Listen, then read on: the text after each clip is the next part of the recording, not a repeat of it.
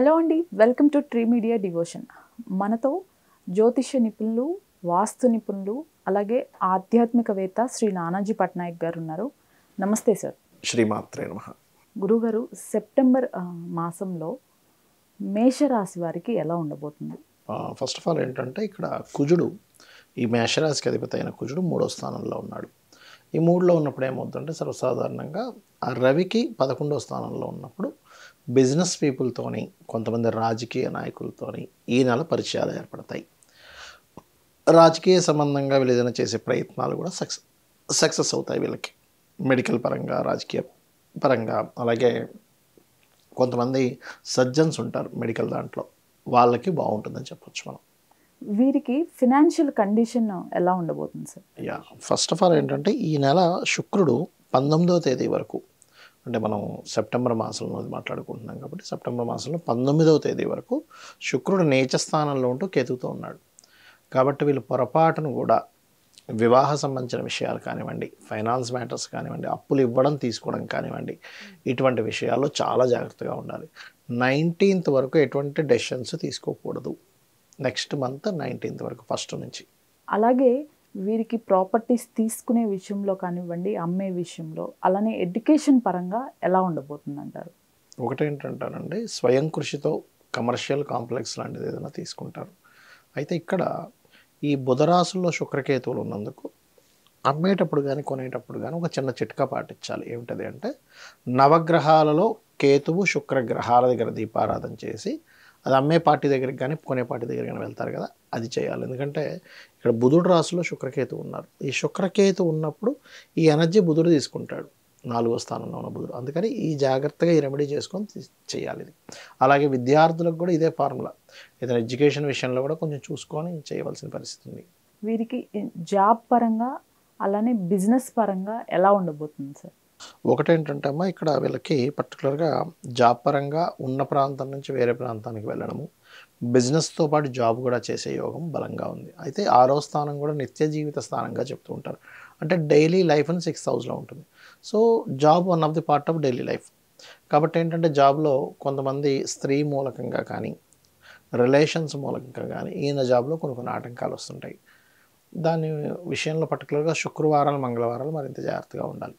But ఎదుగుదల కూడా ఉంటుంది. వేరే ప్రాంతానికి వెళ్తే జాబ్లు వస్తాయి. ఇదంతా కూడా బాగుంది.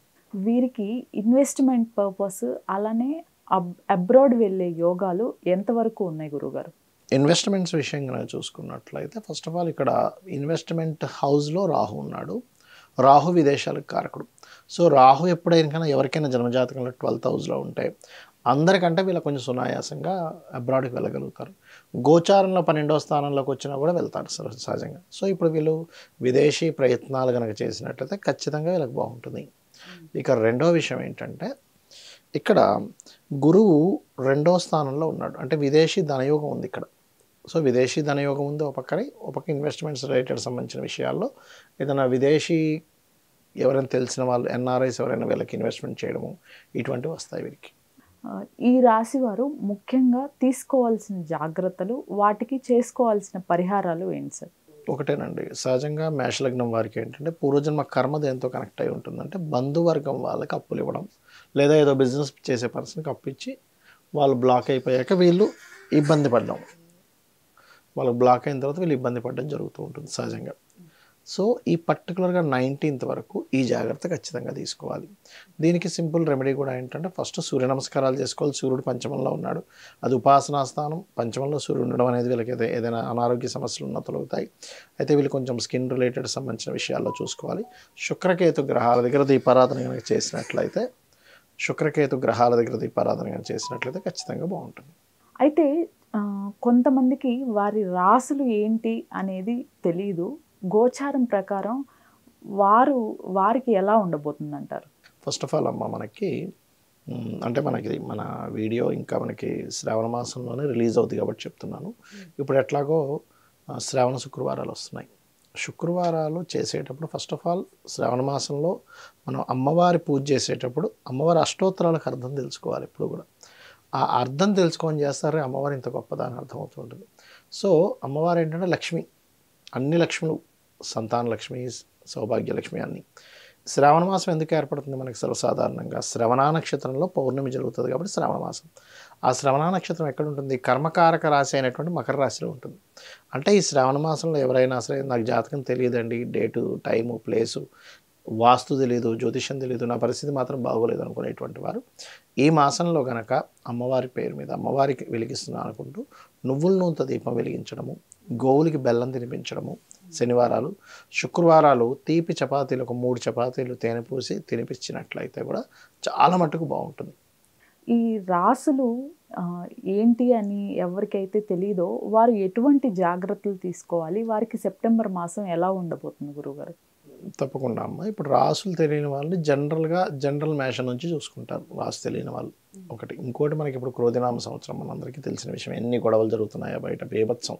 మనం ఉగాది చెప్పుకున్నప్పుడే చెప్పుకున్నాం, ఏమంటే మొత్తం గందరగోళంగా ఉంటుంది పరిస్థితి ఈ సంవత్సరం అంతా. అది యాజ్ ఇట్ ఈజ్ అట్లాగే నడుస్తుంది పరిస్థితి.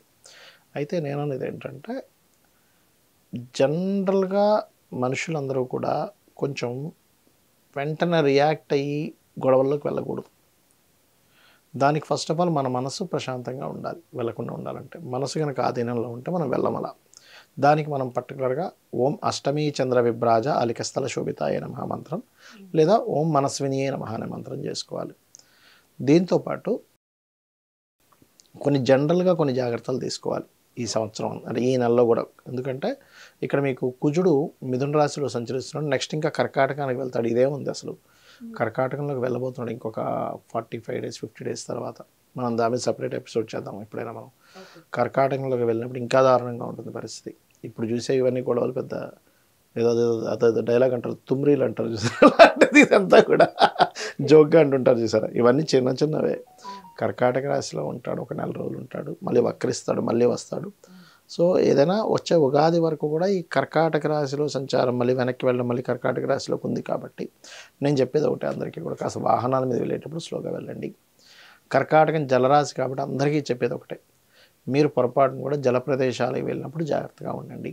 ఎందుకంటే జల సంబంధించినటువంటివి అగ్రెసివ్గా వచ్చేస్తాయి సడన్గా. పర్టికులర్గా జాగ్రత్తగా ఉండాలి. కుజు అగ్నితత్వానికి కారకుడు కాబట్టి అగ్ని సంబంధించిన దోషాలు, అదేవిధంగా భూకంపాలకు కారకుడు కాబట్టి సడన్గా భూకంపాలు రావడం ఇట్లాంటివి జరుగుతుంటాయి. బట్ ఒకటే గుర్తుపెట్టుకోవాలి, వాళ్ళకి ప్రజెంట్ ఏదైతే మహాదశ అంతర్దశ నడుస్తుందో ఒకరి జాతకం తెలుస్తే దానికి సంబంధించిన, ఇప్పుడు ఉదాహరణకి శనిలో కేతు నడుస్తున్నాడు, లేదా శుక్రుల్లో బుధుడు నడుస్తున్నాడు, ఏదో ఒకటి అనుకుందాం. అప్పుడు ఆ 2 గ్రహాలకి దీపారాధన చేయాలి ఇప్పుడు కూడా. అప్పుడు ఏమవుద్దంటే వాళ్ళకి నడుస్తున్న మహాదశ లార్డ్ ఎవరైతే ఉన్నారో అతను ఇచ్చేటువంటి నెగిటివ్ రిజల్ట్స్ తగ్గుతాయి, పాజిటివ్ రిజల్ట్స్ పెరుగుతాయి. అయితే ఇవన్నీ ఒకటైతే వాళ్ళ పర్సనల్ చార్ట్ కనుక బాగుందనుకోండి ఏం ప్రాబ్లం ఉండదు. ఇప్పుడు వాళ్ళ పర్సనల్ చార్ట్లో లగ్నం బలంగా ఉంది, వాళ్ళు దేనైనా తట్టుకోగలుగుతారు. ధనభావం బలంగా ఉంది, ఎన్ని ఖర్చులు వచ్చినా మళ్ళీ ధనం అంత తగ్గట్టుగా వస్తుంది. ఇక్కడ ఎలా అంటే ధనభావం బాగాలేదు, ఆ బాగోలేనప్పుడు ఎందుకు బాగాలేదని దానికి సంబంధించిన రెమెడీ చేసుకుంటే క్లియర్ అవుతుంది. అలాగే మీరు చేసే ప్రయత్నం కావచ్చు, గృహయోగం కావచ్చు, పిల్లలు చదవకపోవడం కావచ్చు, లేకపోతే సంతానం లేదని, లేకపోతే వివాహం అవ్వట్లేదని, లేదా విదేశాలకు వెళ్ళలేకపోతున్నాను, దాని మీద అన్నిటి మీద ఒక్కొక్క గ్రహం ఉంటుందన్నమాట. శాస్త్రంలో చాలా స్పష్టంగా చెప్పబడింది ఈ విషయాలను. సో దాని పరంగా మీరు కనుక ఏ గ్రహం మనకు మూవ్ అవుతుంది, దానికి సంబంధించిన రెమెడీ ఏం చేసుకోవాలో తెలుసుకున్నట్లయితే ఖచ్చితంగా క్లియర్ అవుతుంది. అంటే పెద్ద మొత్తంలో అవ్వాల్సింది చిన్న దాంట్లో పోతుంది. కర్మ అనుభవించాల్సిందే మనిషి, కానీ చిన్న దాంట్లో వెళ్ళిపోతుంది.